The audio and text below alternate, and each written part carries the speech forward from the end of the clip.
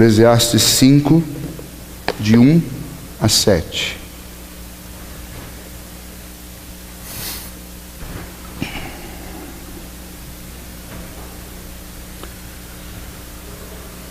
Guarda o pé quando entrares na casa de Deus. Chegar-se para ouvir é melhor do que oferecer sacrifícios de tolos, pois não sabe que fazem mal. Não te precipites com a tua boca, nem o teu coração se apresse a pronunciar palavra alguma diante de Deus, porque Deus está nos céus e tu na terra. Portanto, sejam poucas as tuas palavras, porque dos muitos trabalhos vêm os sonhos, e do muito falar palavras nécias.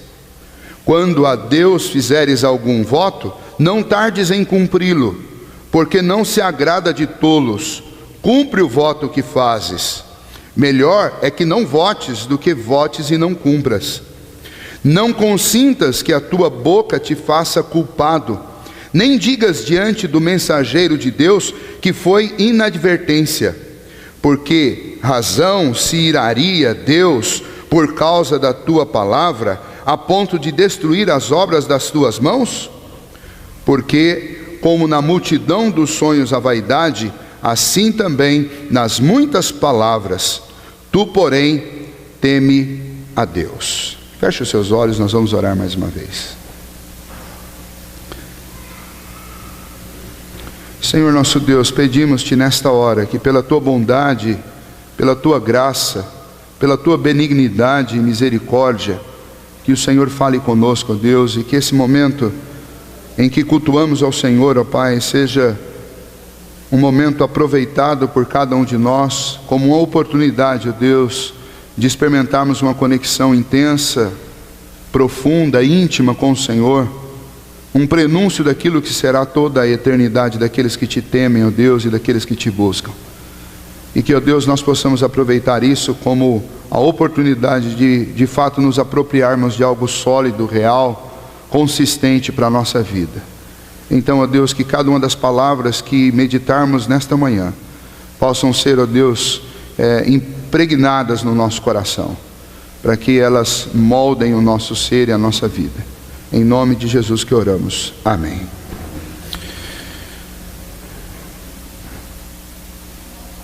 O texto desta manhã nos fala sobre adorar com sabedoria. Este é o tema, este é o assunto.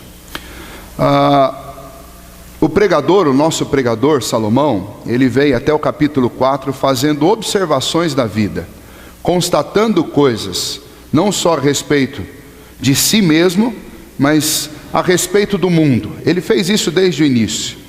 A palavra importante que ele registrou para nós e repetiu muitas vezes é o revel, que nós já fizemos a tradução aqui, que a nossa Bíblia apresenta como vaidade, mas é muito mais do que essa vaidade, pelo menos no conceito nosso ocidental e atual de vaidade. Quando nós falamos de vaidade, nós nos lembramos de adereços, pinturas, nós nos lembramos do cuidado com o corpo, com a pele, com estas coisas todas, e não é isso que revel significa. Revel significa literalmente vapor, significa que tudo nesta vida não passa de um grande vapor, é fumaça de um mundo pós-destruição. Você olha para o mundo e diz: pastor, não tem nada destruído aqui, está tudo no seu devido lugar. Aliás, nós temos construído arranha-céus gigantescos, nós temos construído grandes edificações, estradas, pavimentações fantásticas, e nós não estamos num mundo pós-guerra. E eu afirmo para você, seguindo as palavras do pregador, que nós estamos sim no mundo caído. Ele vai dizer que debaixo do sol tudo é vaidade, tudo é vapor. O que nós enxergamos e as coisas com as quais nós convivemos diariamente é a realidade de um mundo pós-destruição. E essa destruição não é essa destruição que você está imaginando, de pedras, de tijolos, de paredes. É uma destruição que começa dentro do próprio homem. Quando o pecado entrou na nossa história, todos os valores foram corrompidos, a nossa conexão com Deus foi quebrada, a conexão nossa com o homem foi quebrada, a conexão nossa com as criações de Deus foram quebradas, e há uma grande desconexão, um emaranhado de fios desconectados, e o mundo inteiro convive com isso. E não há nada de novo debaixo do sol, porque desde Adão e Eva, tudo que nós vimos é a expressão de um mundo em ruínas, de um mundo em caos. Um mundo onde as pessoas morrem, um mundo onde as pessoas se adoecem, um mundo onde as pessoas pecam umas contra as outras, pecam contra Deus, um mundo onde nós estamos constantemente fazendo aquilo que nós não queremos fazer. Ou, isso na melhor das hipóteses, quando você tem um mínimo de temor a Deus, ou na maioria das vezes, na maior probabilidade, nós estamos fazendo exatamente aquilo que nós gostamos de fazer, e o que nós gostamos de fazer é algo exatamente mal. Então nós estamos convivendo com isso o tempo inteiro. É esta a realidade do mundo em ruínas, um mundo onde as pessoas trabalham muito, convivem pouco, outras trabalham pouco e não convivem do mesmo jeito, porque ocupam a sua vida de outro jeito. Pessoas que colocam o seu coração e todos os seus talentos e as suas forças numa luta constante para simplesmente adquirir coisas que vão ser consumidas com pouco tempo. Um mundo onde a sabedoria é loucura, um mundo onde a inteligência não leva você a lugar nenhum, senão a mais frustração e mais tristeza. Lá no final do capítulo 2 ele diz que quanto mais conhecimento, quanto mais sabedoria, mais tristeza, porque mais você estará consciente da realidade desse mundo em ruínas. Se você observar friamente tudo ao seu redor, você verá que tudo está te levando para a frustração. Dificilmente você vai encontrar alguma coisa nessa terra, ou você não vai encontrar alguma coisa nessa terra, com exceção daquilo que está ligado a Deus, e com exceção daquilo que é reflexo do que está acima do sol, você sempre vai encontrar frustração. É isso que ele mostrou nos primeiros 4 capítulos. O mundo é pura vaidade, é vapor, é insólido, é alguma coisa que você visualiza, mas no fundo você não pode obter. Vaza pelas suas mãos, é intocável, você não consegue. Tudo está fora do alcance, tudo te ilude, tudo não passa de uma grande miragem. E as coisas que nós mais gostamos, elas são exatamente assim. Muito bem, quando chega no capítulo 5, então o nosso pregador Salomão, ele usa esse contexto para começar a fazer algumas advertências para a nossa vida. Algumas advertências já foram feitas pela mera constatação do que ele enxergou no mundo. Mas agora ele começa a usar todo esse conteúdo dos primeiros 4 capítulos para produzir advertências diretas, especialmente para o povo que teme a Deus. E é o que nós encontramos no capítulo 5. Antes de nós estudarmos esse capítulo, eu queria usar uma ilustração com vocês, que na realidade é uma constatação a respeito de pessoas que perdem o sentido. Eu acredito que aqui na igreja nós não temos ninguém assim, pelo menos que estão aqui nesta manhã. Mas existem pessoas que ao longo dos anos, por algum tipo de enfermidade ou por algum problema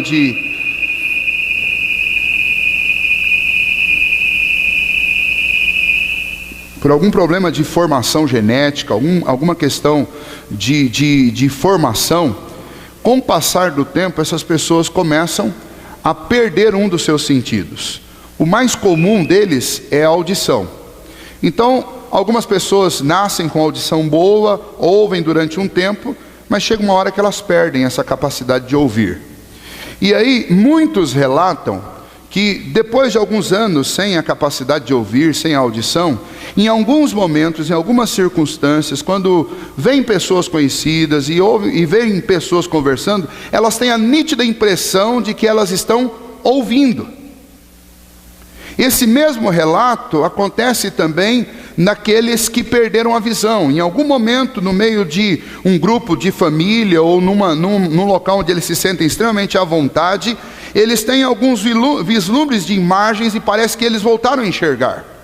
E a mesma coisa, aqueles que perdem os sentidos abaixo do pescoço, perdem todos os movimentos, em alguns momentos, alguns relatam que eles se sentem abraçados, eles sentem a mesma sensação de que se eles estivessem fazendo, alguns sonham que estão jogando futebol e têm a sensação que de fato estão exaustos fisicamente, embora eles não sentem absolutamente nada no seu corpo. Isso é comum, a medicina relata fatos de todas as ordens no que diz respeito a essa perda de sentido e esse retorno momentâneo dessa sensação de que está de fato, que tenha recuperado isso. Por que essas coisas acontecem? Nós não sabemos, a medicina estuda o porquê disso. Mas isso é uma grande ilustração do que é adoração e do que é culto. Por quê? Ô Mauro, faz um favor, desativa aí e pede para alguém descer lá, porque vocês estão desativando aqui, alguém está ativando lá embaixo. Por favor, faz isso. Essas pessoas têm a sensação, de que os sentidos voltaram. No culto e na adoração, é exatamente isso que acontece. Lá no Éden, quando o homem pecou, e por conta de um castigo que Deus já havia pronunciado contra o pecado, Deus disse: no dia em que vocês pecarem, no dia em que vocês desobedecerem, vocês vão morrer. E essa morte não tem simplesmente a ver com a morte física, mas com uma morte muito mais séria, que é a morte espiritual, é a desconexão com Deus. Quando isso aconteceu definitivamente lá no Éden, por causa do pecado, nós somos desconectados de Deus. Nós perdemos esse sentido.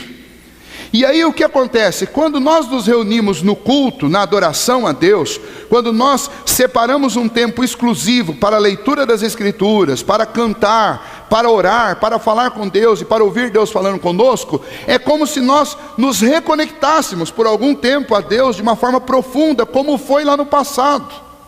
E então o autor de Eclesiastes, o pregador Salomão, ele vai falar sobre a seriedade da adoração e por que é tão importante sabedoria na hora de adorar a Deus. Por quê? Exatamente porque esse momento aqui é um dos poucos momentos na nossa vida que nós temos a oportunidade de experimentar o que era a realidade constante da nossa vida antes da queda, mas melhor do que isso, esse momento aqui é o momento de experimentarmos aquilo que vai ser a nossa realidade eterna, de conexão com Deus.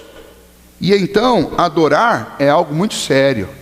Adorar a Deus e se reunir na igreja para buscar ao Senhor é alguma coisa muito importante na nossa vida, porque é a oportunidade de experimentarmos a maior de todas as conexões que nós perdemos por conta do pecado. É como alguém que perdeu os sentidos, voltando por algum tempo a tê-lo, como eu citei para vocês neste exemplo que nós encontramos na constatação da medicina em relação a pessoas que sofrem alguma deficiência provocada ao longo do tempo. Muito bem, o autor divide esse texto para nós aqui em duas partes, e eu gostaria de seguir essas divisões com vocês. São os 2 primeiros versículos e depois os 4 ou 5 últimos desse trecho que nós pegamos. A primeira parte, falando sobre adorar com sabedoria, Salomão ele insiste conosco que neste mundo de vapor, neste mundo de vaidade, a adoração nos une a algo realmente consistente, sólido.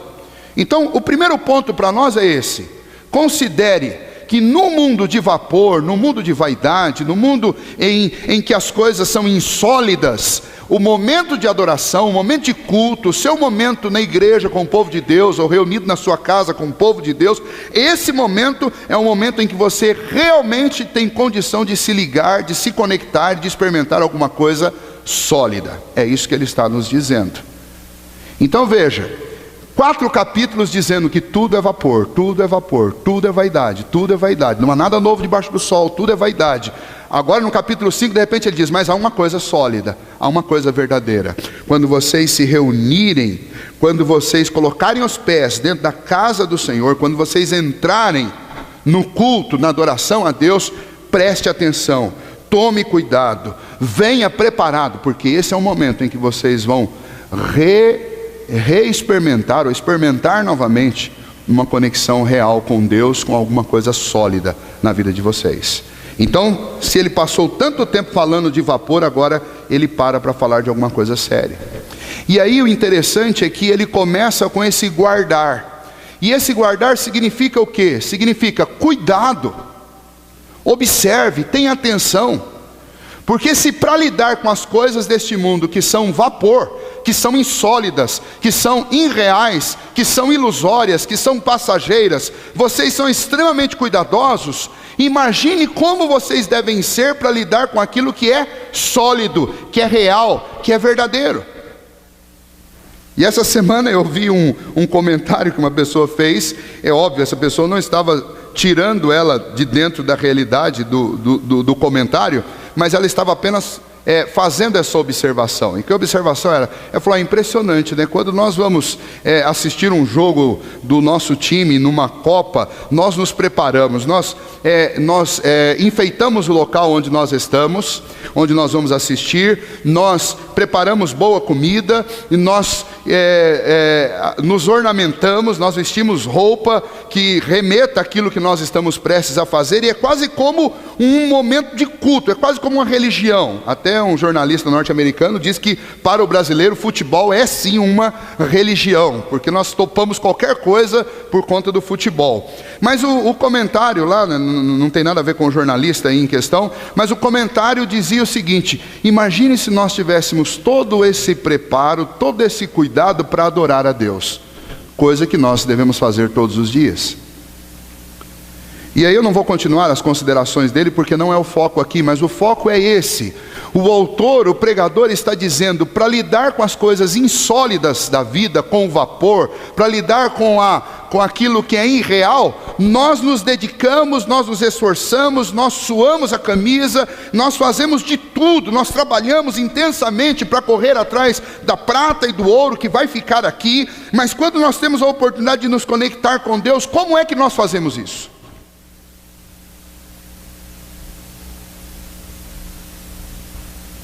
O pregador diz, guarda o teu pé, toma cuidado quando você for fazer isso, faz com dedicação, faz com entendimento. E aí deixa eu esclarecer algumas coisas, por quê?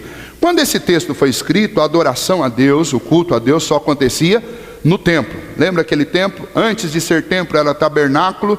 Davi desejou intensamente construir uma casa para Deus. Ele diz, olha, eu tenho casa, as pessoas em Jerusalém têm casa, só Deus não tem uma casa, e eu quero construir uma casa. E ele não pôde fazer isso, mas ele ajuntou todo o material, e então seu filho Salomão vai e constrói essa casa. Ele faz essa casa ao Senhor. Ok, maravilha, glória a Deus por isso. Salomão levanta o templo. E então naquela época ir adorar a Deus era literalmente ir ao templo, embora eles podiam até fazer suas orações, mas a adoração oficial a Deus era no templo. Nós vivemos uma realidade diferente. Por quê? Porque todo este culto e todo o cerimonialismo do Antigo Testamento, ele apontava para Cristo, ele mostrava o que Cristo iria fazer, e isso nos remete à seriedade do culto. Por quê? Porque a palavra de Deus diz que sem derramamento de sangue não há remissão de pecados. Então o culto mostrava o quê? Mostrava que sacrifícios eram exigidos para limpar diante de Deus a nossa culpa. Mas esses sacrifícios sempre foram insuficientes. Mas finalmente veio o Filho de Deus, o Messias, o nosso Salvador, e Ele mesmo se fez sacrifício em nosso lugar. Ele derramou o próprio sangue na cruz do Calvário para que nós fôssemos justificados diante de Deus.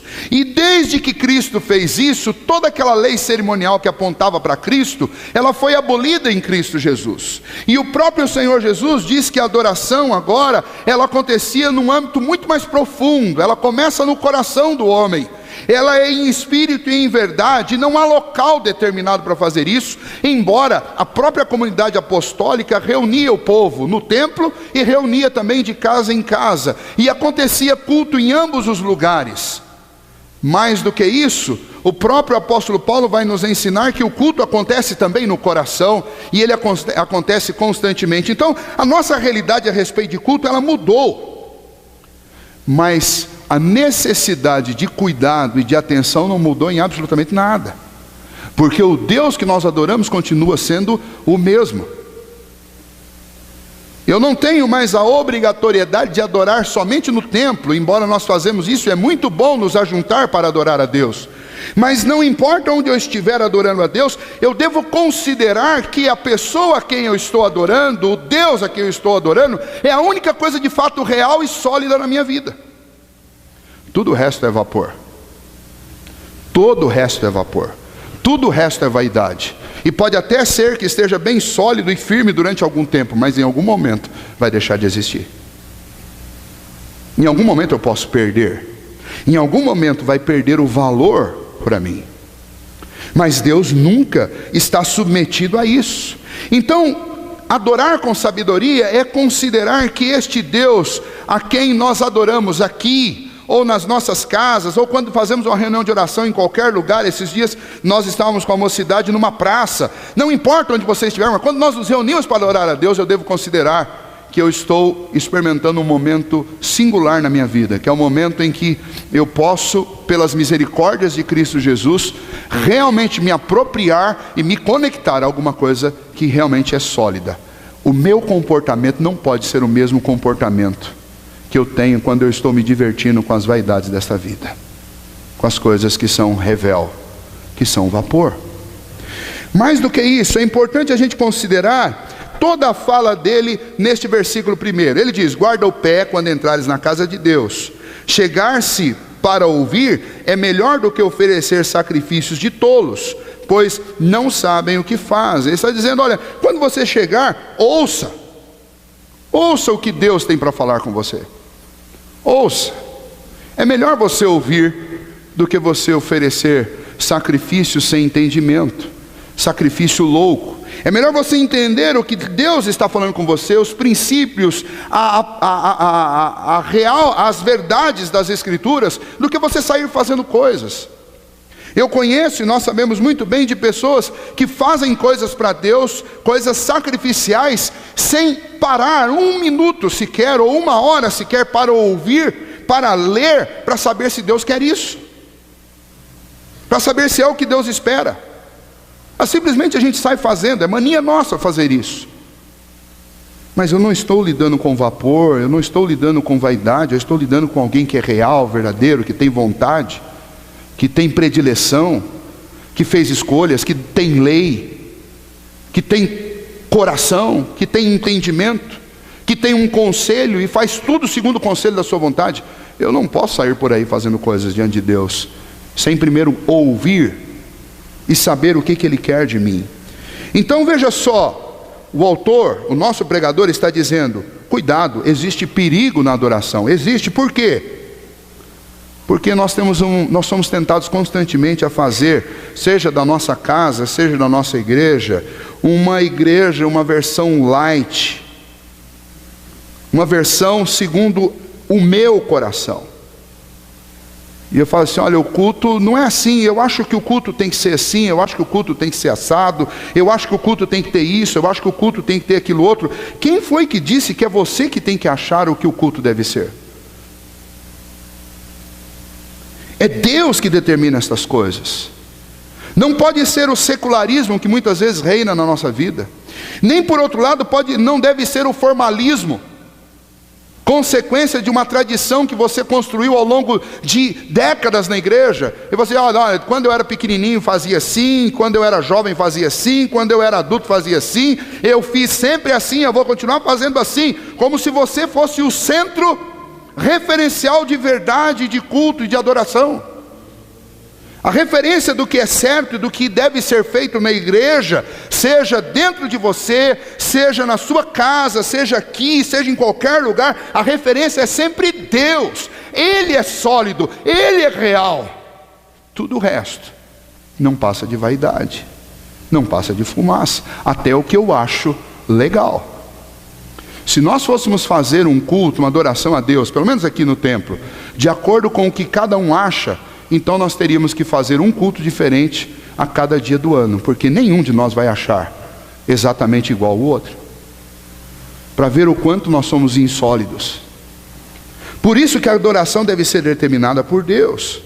Há um outro risco, que é o risco dos desigrejados. Quem são os desigrejados? São aqueles que se frustraram com a instituição, se decepcionaram com a instituição. Eu não estou dizendo que as conclusões e que os problemas deles não sejam reais, não sejam verdadeiros, não sejam plausíveis, mas eu estou dizendo que é algo absolutamente inaceitável.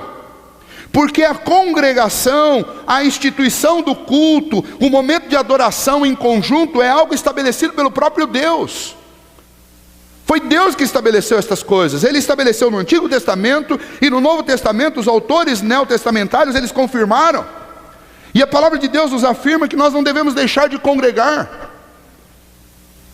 Os apóstolos, mesmo vivenciando uma igreja nova, nós acabamos de estudar isso em Atos capítulo 2, algumas semanas atrás. Os apóstolos vivendo segundo as aspirações do Evangelho, o ensino do Evangelho, a esperança do Evangelho, mas eles conduziram todo o povo ao templo. Sabe que culto que estava acontecendo no templo?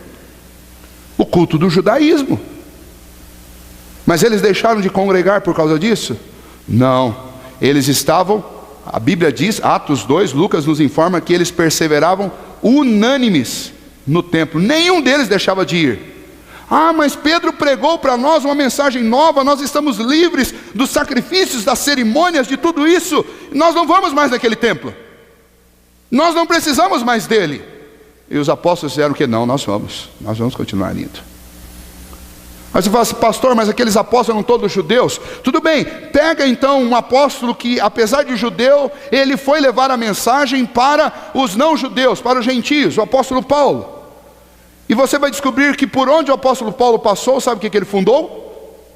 Uma igreja.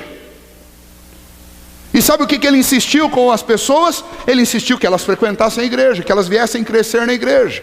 Porque na igreja é onde nós nos reunimos e o corpo de Cristo toma forma. E esse corpo de Cristo tem vários membros, e cada membro trabalha o outro membro para que o corpo se fortaleça.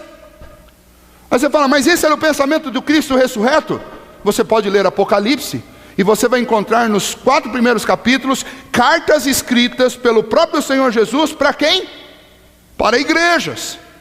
Se fosse para nós vivermos soltos, Cristo não teria escrito cartas para cuidar, para limpar, para proteger, para animar as igrejas. Então aonde é o lugar do cristão estar? O cristão está na igreja. A Bíblia diz lá em Atos 2, que nós lemos também no versículo 47, que dia a dia o Senhor acrescentava a igreja os que iam sendo salvos. Ou seja, aonde Deus coloca uma pessoa quando Ele transforma o coração dela? Numa igreja. Então, adorar com sabedoria é adorar numa igreja. Essa ideia de ser desigrejado é uma ideia nécia, louca. Veja só, um dos argumentos dos desigrejados é o seguinte: olha, adoração tem que ser todo dia, em todo lugar, no meu coração, aonde quer que eu vá, eu adoro, isso aí é minha vida, é uma vida de adoração 100%. Vou usar uma ilustração com vocês. Imagine que você é um jovem se preparando para um concurso público, você pega uma apostila daquelas de 200, 300 páginas. E na hora de estudar você pega uma caneta marca-texto. A caneta marca-texto é para você destacar aquilo que é de maior importância, que você deve voltar ali algumas vezes, e você deve guardar aqueles pontos especificamente. Mas daí você pega a sua caneta marca-texto e você marca tudo, porque você considera tudo importante. Da primeira página até a última você marca tudo. E aí? Para que serviu a caneta marca-texto? Para absolutamente nada. Porque quando você terminou, a sua apostila estava exatamente do jeito que quando você começou a lê-la, exceto pelo fato dela ter mudado de cor. Adoração a Deus é a mesma coisa. Se você vem com esse papo de que não, adorar é o tempo inteiro, 24 horas, onde eu estou, onde eu estiver, eu adoro o tempo inteiro, eu duvido que você faça isso, mas se você fizer isso o tempo inteiro, aonde vai ser a sua adoração significativa? Eu tenho que ter o meu momento de reconexão com Deus. Não que eu não esteja conectado em outro momento, mas aquele momento em que a minha atenção está 100% voltada para o Senhor.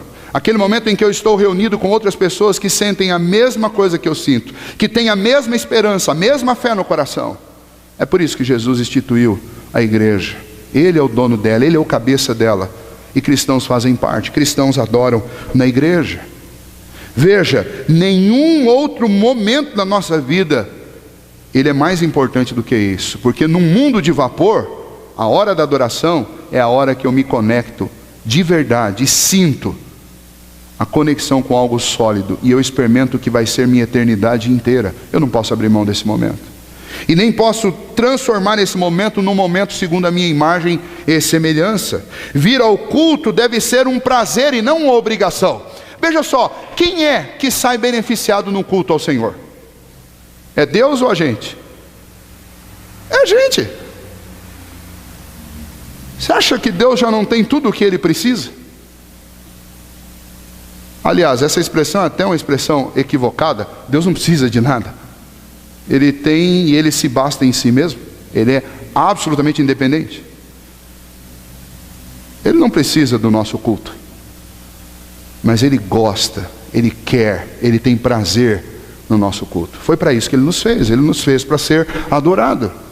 Agora, nós, bom, quando nós chegamos no culto, nós chegamos num mundo de vapor, absolutamente desconectados, e quando nós chegamos aqui, nós nos conectamos a alguma coisa sólida, nós experimentamos a comunhão com um Deus verdadeiro e único. Esse Deus refrigera o meu coração cansado, esse Deus aquece o meu coração frio, esse Deus anima o meu coração desanimado, esse Deus transforma a minha vida.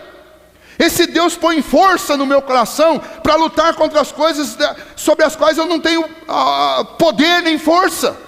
Quem sai beneficiado do culto? Somos nós. Então por isso que eu não tenho que chegar aqui no culto querendo fazer. Eu tenho que chegar aqui no culto querendo ouvir, porque se alguém precisa ser ajudado, e se alguém precisa ser abençoado, tratado, cuidado, sou eu mesmo. No final das contas, irmãos, sabe o que acontece? Nós não temos noção do que nós temos, da preciosidade que é o culto para nós, da importância da igreja para nós. Muitas pessoas falaram sobre a igreja no depoimento, e em alguns depoimentos emocionados mostraram um pouco da importância e do valor que a igreja tem na nossa vida, e nós precisamos considerar isso. Não sei se vocês já ouviram a fábula do sapo e do rato cantor.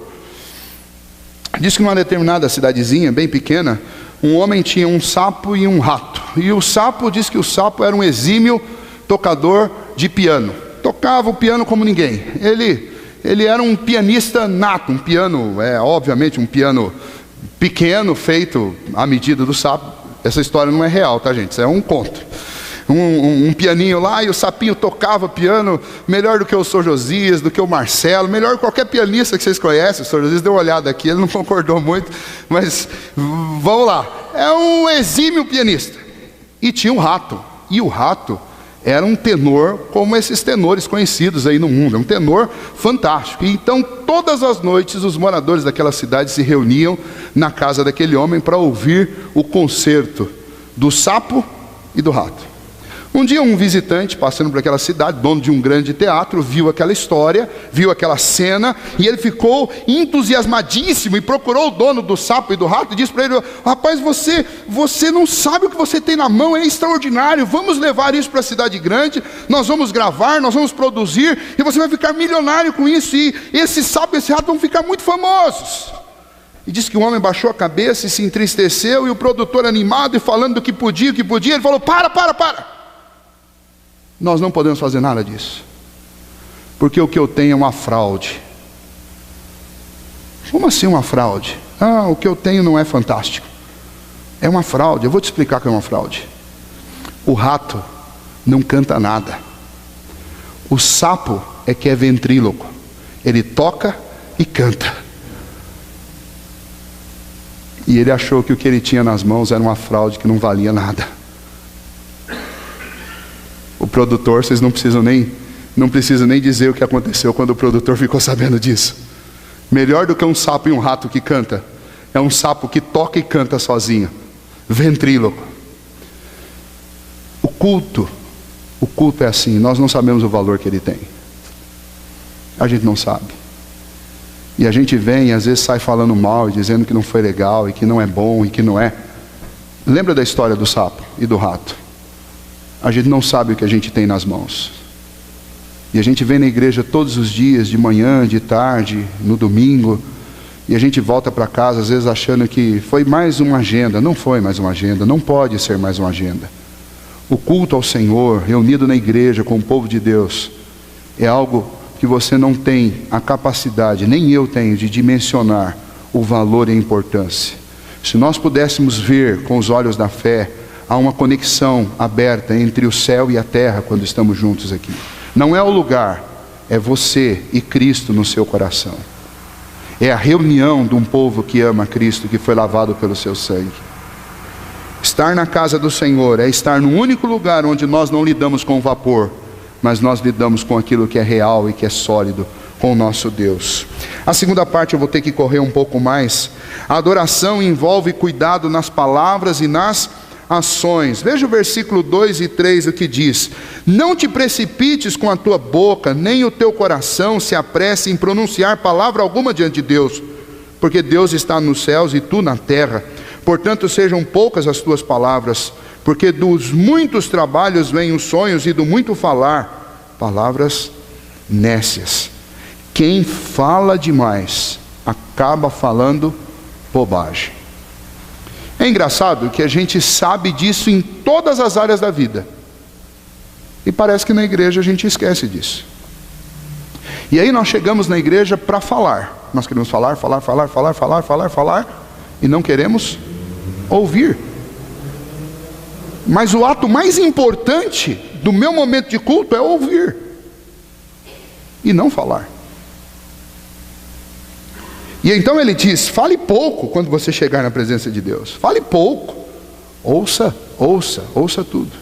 Ele usa o exemplo do trabalho. Ele diz assim: olha, do muito trabalho vem os sonhos, e das muitas palavras, as palavras loucas, ou do muito falar, as palavras loucas. Qual que é a ilustração que ele está dando? Ele está dando o seguinte: olha, quando você começa a trabalhar demais, quando você começa a ver as potencialidades dos seus braços, daquilo que você pode fazer, quando você envolve o seu coração, a sua alma, o seu corpo, 100%, 200% no trabalho, e você abraça trabalho com uma mão, com a outra, com o pé, com o outro pé, com o corpo inteiro, e você não tem mais tempo para nada, sabe o que começa a acontecer? Na sua mente começam a eclodir sonhos e mais sonhos de coisas que você acha que você pode fazer por causa do seu muito trabalho. E você deixa de sonhar com a glória, você deixa de pensar naquilo que está acima do céu, acima do sol, você deixa de pensar na eternidade, porque você começa a ver as suas capacidades, os seus talentos, as suas potencialidades, e você começa a viver uma vida de sonhos. Mas é o pior tipo de sonho, é aquele que a palavra de Deus diz: quando as suas esperanças têm a ver somente com as coisas do tempo presente, você é o mais infeliz de todos os homens. E o trabalho é bom, o trabalho é fantástico, numa medida certa, porque quando ele passa da medida, ele vai, além de roubar o seu tempo, de adorar a Deus, de conviver com outras pessoas, de fazer algo pelas outras pessoas, ele começa também a ocupar a sua mente de tal maneira que você começa a sonhar somente com aquilo que você pode conseguir com o seu trabalho. E você sequer se lembra que você só consegue ter ganho com o trabalho, como nós lemos lá em Eclesiastes 3, se Deus der a paga do seu trabalho. Porque se Deus não mover o coração do teu chefe para te pagar, nem isso vai acontecer. E aí, o autor, o pregador Salomão está dizendo: do mesmo jeito que o trabalho entorpece, alucina o homem, enche a mente dele de sonhos, assim também, o muito falar enche a nossa boca de palavras nécias, de palavras loucas. Você vai falando, chega uma hora que você não sabe mais porque você está falando, e você começa a falar coisas absurdas.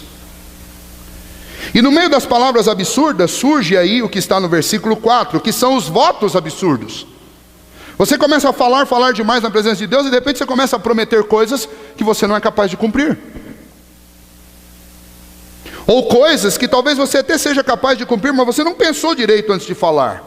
E então o pregador diz: quando a Deus fizeres algum voto, não tardes em cumpri-lo, porque não se agrada de tolos. Ou seja, gente que fala que vai fazer e não faz. Cumpre o voto que fazes. Melhor é que não votes do que votes e não cumpras. Não consintas que a tua boca te faça culpado, nem digas diante do mensageiro de Deus que foi inadvertência. Por que razão se iraria Deus por causa da tua palavra, a ponto de destruir as obras das tuas mãos? Porque com a multidão dos sonhos a vaidade, assim também nas muitas palavras, assim porém nas muitas palavras, tu porém teme a Deus. Ele vai concluir lá no fim que palavras loucas diante de Deus, votos loucos, são a expressão da vaidade do homem dentro do culto. E ele vai concluir dizendo que isso é falta de temor a Deus. Em outras palavras, quando eu chego aqui e começo a falar muito diante de Deus, sem pensar no que eu estou falando, e prometer muitas coisas, e aí ele está falando das ações diante de Deus, sem pensar muito no que eu estou fazendo, e quando eu não cumpro essas palavras e não cumpro essas ações, no fundo eu estou estampando a minha incapacidade de temer a Deus, ou a minha falta de temor a Deus na adoração. Então a máxima para nós é esta expressão de ensino: a adoração envolve cuidado nas ações e nas palavras.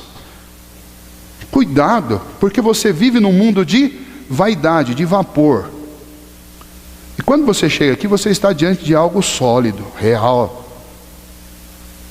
Se eu não posso faltar com a palavra entre os homens num mundo de vaidade, quanto mais diante de Deus.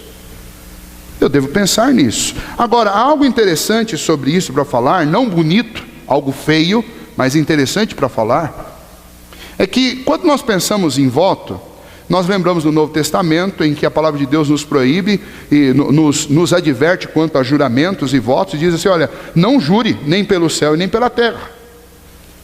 E nós interpretamos isso como uma proibição de jurar ou de fazer votos. E o que o Novo Testamento está proibindo não é jurar e não é fazer votos. Não é isso que o Novo Testamento está fazendo. E aliás, nem o Antigo Testamento está dizendo isso. O Antigo Testamento está dizendo que você não é obrigado a fazer.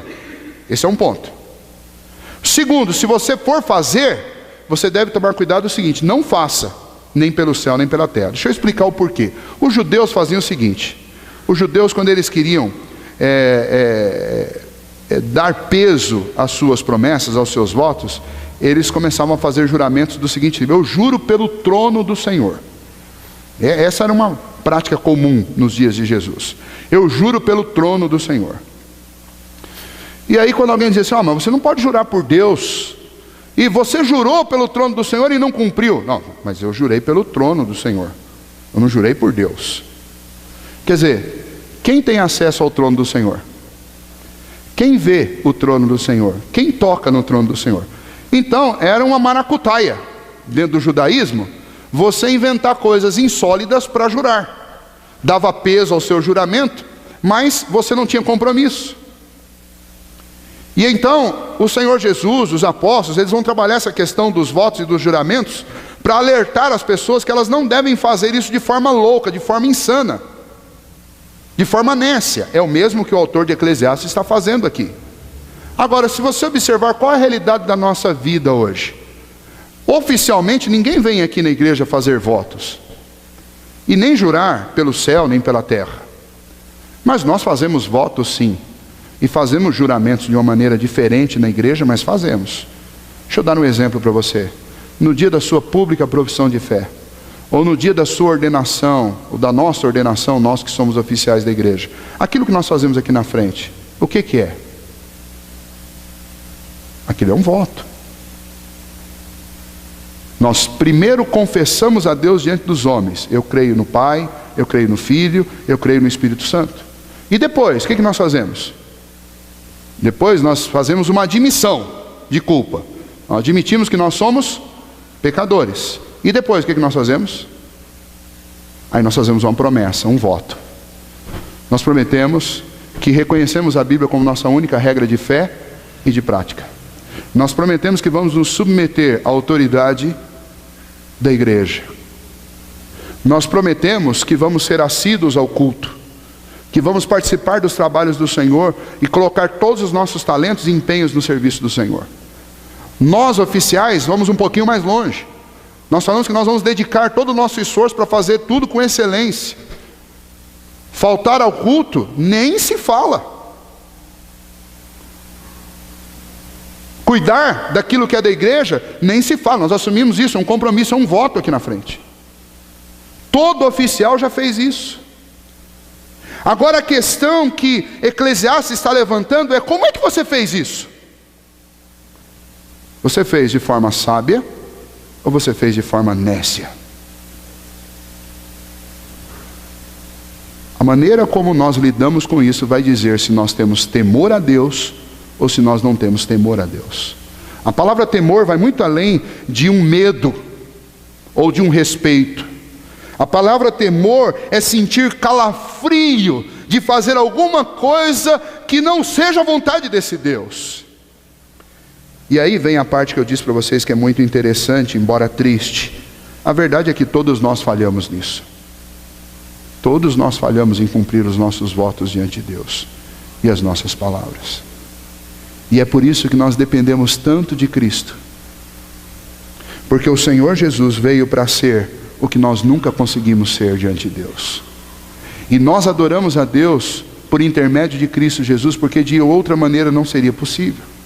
Se você abrir a sua Bíblia em Hebreus, capítulo 10, do versículo 19 a 23, eu quero concluir com esse texto, diz assim: tendo, pois, irmãos, intrepidez para entrar no Santo dos Santos, pelo sangue de Jesus, pelo novo e vivo caminho que Ele nos consagrou pelo véu, isto é, pela sua carne, e tendo grande sacerdote sobre a casa de Deus, aproximemo-nos com sincero coração, em plena certeza de fé, tendo o coração purificado de má consciência e lavado o corpo com água pura, guardemos firme a nossa confissão da esperança, sem vacilar, pois quem fez a promessa é fiel. Eu só tenho um jeito de acessar o trono de Deus, o trono da graça, para experimentar essa conexão, e esse jeito é através de Cristo Jesus.